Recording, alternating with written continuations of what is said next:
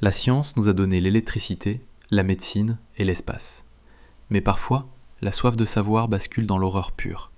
Oubliez la fiction. Aujourd'hui, nous plongeons dans les 10 expériences réelles les plus terrifiantes, où l'ambition humaine a fini par briser des vies. Numéro 10. Project Cyrus. Jouer aux dieux avec le ciel. On commence ce classement par un projet où l'homme a cru, avec une arrogance sans précédent, pouvoir dompter les forces les plus colossales de la nature. En 1947, au début de la guerre froide, l'armée américaine et General Electric lancent le Project Cyrus. À cette époque, l'idée de contrôler la météo n'est pas qu'un rêve, c'est une priorité stratégique. Les scientifiques pensent qu'ils peuvent affaiblir les ouragans en les ensemençant avec des cristaux de glace sèche pour modifier leur structure thermique. Le 13 octobre 1947, l'occasion se présente. Un bombardier B-17 survole l'ouragan King, qui s'éloignait alors paisiblement vers l'Atlantique. L'équipage largue près de 80 kg de glace sèche directement dans les nuages. Ce qui devait être une démonstration de puissance vire au désastre. Quelques heures plus tard, l'ouragan fait brusquement un demi-tour à 90 degrés, un phénomène rarissime. Comme s'il avait été provoqué, le monstre météo fonce droit sur la ville de Savannah, en Géorgie. Les vents hurlent, les infrastructures sont broyées et les dégâts se chiffrent en millions de dollars. La panique est totale. Bien que les scientifiques aient nié leur responsabilité directe, le message envoyé au monde était clair. La nature ne se laisse pas dompter par des apprentis sorciers. Ce projet a marqué l'arrêt brutal des expérimentations climatiques à grande échelle, laissant derrière lui une question hantante. L'homme est-il capable de déclencher une apocalypse en voulant simplement éviter une tempête ? Numéro 9. Clarence Daly, le martyr de l'invisible. En 1896, la découverte des rayons X par Röntgen fascine le monde entier. C'est une révolution qui promet de voir à travers la matière. Clarence Daly, l'assistant dévoué du célèbre Thomas Edison, devient l'un des premiers experts de cette technologie. À l'époque, personne ne connaît les dangers des radiations ionisantes. Pour Edison et Daly, les rayons X sont une merveille qu'il faut perfectionner pour le grand public. Daly, par conscience professionnelle et pour rassurer les foules, décide de tester lui-même les machines chaque jour. Il expose ses mains de façon répétée, observant ses propres os apparaître sur les écrans fluorescents. Mais le prix à payer pour cette curiosité fut d'une lenteur et d'une cruauté atroces. Très vite, ses mains deviennent rouges et douloureuses, comme brûlées par un soleil invisible. Puis, des lésions graves apparaissent et refusent de cicatriser. En 1902, face à la dégradation irréversible de ses tissus, on doit lui retirer la main gauche. Mais le mal est déjà profondément ancré dans son organisme. Daly subit plusieurs opérations lourdes, perdant progressivement ses 2 bras jusqu'aux épaules. Edison, terrifié par ce qu'il voit, assiste impuissant à la fin tragique de son ami. En 1904, à seulement 39 ans, Clarence Daly s'éteint après des années d'une agonie indescriptible. Il reste le premier martyr officiel de la science des radiations. Ce drame a tellement marqué Edison qu'il a juré de ne plus jamais toucher aux rayons X, déclarant que cette force était bien trop dangereuse pour être manipulée sans une crainte absolue. Numéro 8. L'expérience de Winthrop Kellogg, l'enfant et le singe. Peut-on transformer un animal en être humain simplement par l'éducation ?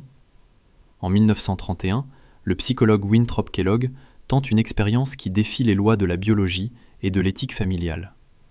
Il ramène chez lui Goua, une petite femelle chimpanzé de 7 mois, pour l'élever aux côtés de son propre fils, Donald, âgé de 10 mois. L'objectif est radical, traiter le singe exactement comme un enfant humain. Kellogg lui donne la même nourriture, les mêmes vêtements, les mêmes jouets, et surtout, la même dose d'affection parentale que son fils. Pendant 9 mois, Kellogg prend des notes quotidiennes sur chaque progrès. Au début, les résultats sont stupéfiants. Goua apprend à marcher, à obéir à des ordres simples et à utiliser une cuillère bien plus vite que Donald. Elle semble s'humaniser. Mais le choc survient lorsque Kellogg réalise que l'influence ne va pas dans le sens attendu.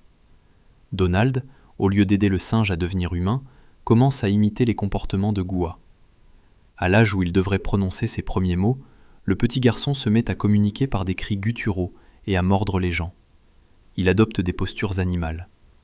Effrayé par la régression de son propre fils, Kellogg met fin à l'expérience en urgence.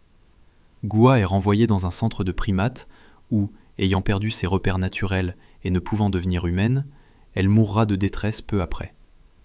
Donald retrouvera un développement normal, mais cette expérience reste une preuve glaçante que l'on ne peut pas manipuler l'environnement social d'un être vivant sans risquer de briser son identité profonde. Numéro 7. L'expérience de Stanford, la prison de l'esprit. C'est sans doute l'expérience la plus célèbre de l'histoire de la psychologie sociale, et elle continue de glacer le sang des étudiants aujourd'hui. En 1971, le professeur Philippe Zimbardo installe une fausse prison dans le sous-sol de l'université de Stanford. Il sélectionne 24 étudiants volontaires, stables et en bonne santé, qu'il divise aléatoirement en deux groupes, les gardiens et les prisonniers. Ce qui devait être une étude de 2 semaines sur la vie carcérale a sombré dans un cauchemar psychologique en seulement quelques jours. Zimbardo a fourni aux gardiens des uniformes et des lunettes de soleil miroir pour déshumaniser leur regard. En moins de 48 heures, ces étudiants ordinaires se sont transformés en tortionnaires sadiques.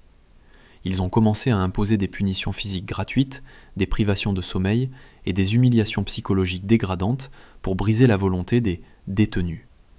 De leur côté, les prisonniers ont sombré dans des crises d'hystérie, des dépressions profondes et un sentiment d'impuissance totale. Le plus terrifiant reste la réaction de Zimbardo lui-même, qui s'est laissé absorber par son rôle de directeur de prison, perdant de vue sa neutralité de chercheur. L'expérience a dû être stoppée au bout de 6 jours, suite à l'intervention d'une observatrice extérieure horrifiée. Stanford reste l'exemple ultime de la façon dont un système toxique peut transformer n'importe quel citoyen respectueux des lois en un bourreau impitoyable ou en une victime brisée, simplement par la force de la situation et du pouvoir accordé. Numéro 6. Les expériences de Guatemala, la trahison silencieuse. Entre 1946 et 1948, une étude d'une cruauté qui dépasse l'entendement a été menée dans le secret le plus total. Sous la direction de chercheurs américains, le gouvernement a mené des recherches médicales au Guatemala. Sans aucun consentement éclairé, ils ont délibérément exposé plus de 1300 personnes vulnérables, soldats, prisonniers, patients d'hôpitaux psychiatriques et même des orphelins, à des agents pathogènes graves responsables de maladies infectieuses chroniques. Le but était froidement utilitaire, tester l'efficacité de la pénicilline comme traitement préventif. Pour contaminer les sujets, les médecins utilisaient des méthodes barbares, allant de l'injection directe des bactéries à la manipulation des plaies pour y introduire le poison. Le plus tragique est que beaucoup de ces cobayes humains n'ont jamais reçu de traitement réel, car les chercheurs souhaitaient observer les phases terminales de la maladie sur l'organisme humain. Au moins 83 personnes sont mortes dans des souffrances physiques et morales atroces. Ce crime d'État est resté enterré dans les archives confidentielles pendant près de 60 ans, jusqu'à ce qu'une historienne exhume les preuves en 2005. En 2010, le gouvernement américain a dû présenter des excuses officielles au peuple guatémaltèque, mais pour les familles dévastées par des décennies de maladies transmises de génération en génération, ces mots ne pourront jamais effacer l'horreur d'avoir été traités comme du matériel de laboratoire jetable. Numéro 5. MK Ultra, la cage mentale de la CIA. Nous entrons maintenant dans l'un des chapitres les plus sombres de la guerre froide. Au début des années 50, la CIA lance le programme ultra secret MK Ultra. L'objectif était digne d'un film d'espionnage, trouver des méthodes pour briser la volonté humaine, obtenir des aveux forcés ou même programmer des individus à commettre des actes contre leur gré. Pour y parvenir, l'agence n'a reculé devant rien, transformant des citoyens innocents en cobayes à leur insu. Des substances psychotropes extrêmement puissantes ont été administrées à des centaines de personnes sans qu'elles en soient informées. Dans le cadre de l'opération Midnight Climax, des agents de la CIA utilisaient des maisons closes pour droguer des hommes et observer leur comportement derrière des miroirs sans teint. Mais les expériences allaient beaucoup plus loin. Séances d'électrochocs à haute intensité, privation sensorielle totale pendant des jours entiers, techniques d'hypnose brutale et administration de cocktails chimiques expérimentaux. Des vies entières ont été brisées par des psychoses permanentes ou des pertes de mémoire irréversibles. La CIA a détruit la majeure partie des documents en 1973, mais les témoignages des survivants révèlent une vérité terrifiante. Au nom de la sécurité nationale, l'État a mené une guerre totale contre la conscience et l'intégrité de ses propres citoyens, transformant l'esprit humain en une simple ressource que l'on peut manipuler et détruire. Numéro 4. Le scandale des radiations en prison. les cobayes de l'atome. Pendant les années 60, alors que la peur du nucléaire était à son comble, les scientifiques voulaient comprendre l'impact des radiations sur la biologie humaine, et notamment sur la fertilité. Pour obtenir ces données, ils se sont tournés vers les plus oubliés de la société, les détenus des centres pénitentiaires. Entre 1963 et 1973, dans les prisons de l'Oregon et de l'État de Washington, des dizaines d'hommes ont été recrutés pour des tests d'irradiation massifs. On proposait à ces prisonniers des sommes dérisoires, parfois seulement quelques dollars par mois, pour accepter que leurs organes reproducteurs soient exposés à des rayons X d'une intensité folle. On parle de doses équivalentes à des milliers de radiographies médicales concentrées en quelques minutes. Les risques réels de cancer, de tumeurs ou de mutations génétiques ne leur étaient jamais clairement expliqués. Pour les chercheurs, ces hommes n'étaient que des numéros permettant d'accumuler des données statistiques pour l'armée. Beaucoup de ces détenus ont fini avec des problèmes de santé chroniques et des traumatismes profonds, sans jamais recevoir de suivi médical approprié. Ce n'est que dans les années 90 que l'opinion publique a découvert l'ampleur de cette exploitation, forçant les autorités à admettre que ces expériences avaient bafoué les droits humains les plus fondamentaux au nom de la suprématie technologique et militaire. Numéro 3. Le projet Aversion, la torture médicale. En Afrique du Sud, pendant les années les plus sombres de l'apartheid, l'armée a mené une mission biologique d'une cruauté inouïe. Entre 1971 et 1989, le programme Aversion visait à éliminer l'homosexualité au sein des troupes militaires, considérée alors comme une menace pour la discipline et l'idéologie du régime. Sous la direction du psychiatre Aubrey Levin, la médecine est devenue un outil de répression brutale. Les jeunes recrues identifiées comme gays étaient envoyées dans une unité secrète où elles subissaient des traitements par chocs électriques. On leur imposait des stimuli visuels tout en leur infligeant des décharges violentes pour créer un traumatisme et modifier leur attirance naturelle. Lorsque ces méthodes de torture psychologique ne fonctionnaient pas, le palier suivant était l'irréparable. Des interventions chirurgicales forcées et des traitements hormonaux massifs destinés à changer l'identité physique des soldats. Des centaines de jeunes hommes ont été ainsi mutilés et renvoyés à la vie civile sans aucun suivi, brisés physiquement et mentalement pour le restant de leurs jours. Le docteur Levin a fini par fuir le pays pour éviter la justice, avant d'être rattrapé bien plus tard. C'est l'un des exemples les plus révoltants de la façon dont la science peut être dévoyée pour servir une idéologie haineuse et destructrice de l'individu. Numéro 2. Tuskegee, 40 ans de trahison. Nous arrivons à l'une des trahisons les plus célèbres et les plus documentées de l'histoire de la médecine moderne. De 1932 à 1972, en Alabama, le service de santé publique a mené une étude sur 600 hommes noirs pauvres pour observer l'évolution naturelle d'une maladie infectieuse grave lorsqu'elle n'est pas traitée. Le crime réside dans le mensonge systématique. On a dit à ces hommes qu'ils étaient soignés pour du mauvais sang, alors qu'on ne leur administrait aucun médicament réel.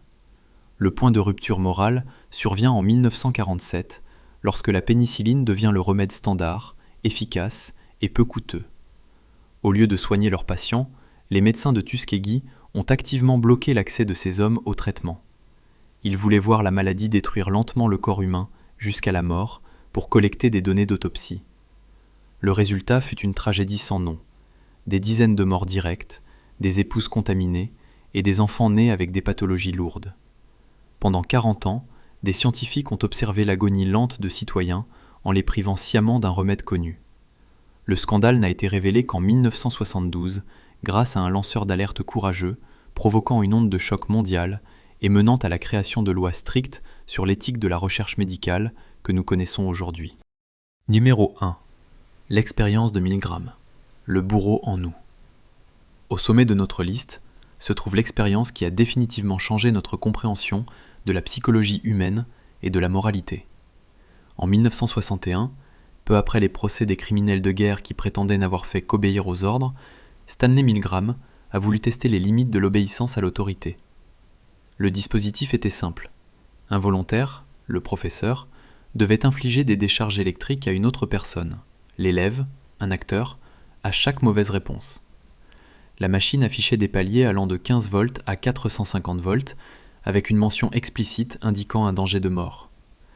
Bien que les décharges soient fictives, le sujet testé l'ignorait totalement. Alors que l'élève simulait des hurlements de douleur et finissait par s'éteindre dans un silence terrifiant, les résultats ont glacé le monde entier. 65% des participants sont allés jusqu'au choc maximal de 450 volts. Pourquoi ? Simplement parce qu'un homme en blouse blanche, représentant l'autorité, leur disait calmement que l'expérience exigeait qu'ils continuent. Milgram a prouvé que la conscience morale individuelle peut s'effondrer de manière spectaculaire devant une figure d'autorité jugée légitime. C'est la leçon la plus terrifiante de la science. Le mal n'est pas l'apanage de quelques monstres, il peut être accompli par n'importe quel individu ordinaire qui choisit de déléguer sa responsabilité à un système ou à un chef. Numéro 11. Moment des cas imprévus. Ce pionnier n'est pas le fruit du hasard, mais l'ambassadeur du projet Symbiose. L'argument est audacieux. Pour protéger notre environnement, l'humanité doit-elle évoluer physiquement pour se reconnecter à la nature ? Certains voient en lui un défi aux lois naturelles, mais n'est-ce pas là le propre de l'innovation ? En fusionnant avec l'instinct animal, il devient le gardien d'un monde nouveau. Son apparence n'est pas une fin, mais le début d'une aventure où l'homme et l'animal ne font plus qu'un pour assurer leur survie commune. La science est une quête de lumière, mais ces expériences prouvent qu'elle peut engendrer les ténèbres les plus denses. Laquelle de ces histoires vous a le plus choqué ? Dites-le nous en commentaire. Et n'oubliez pas, le progrès sans éthique, mais rien d'autre qu'une chute libre.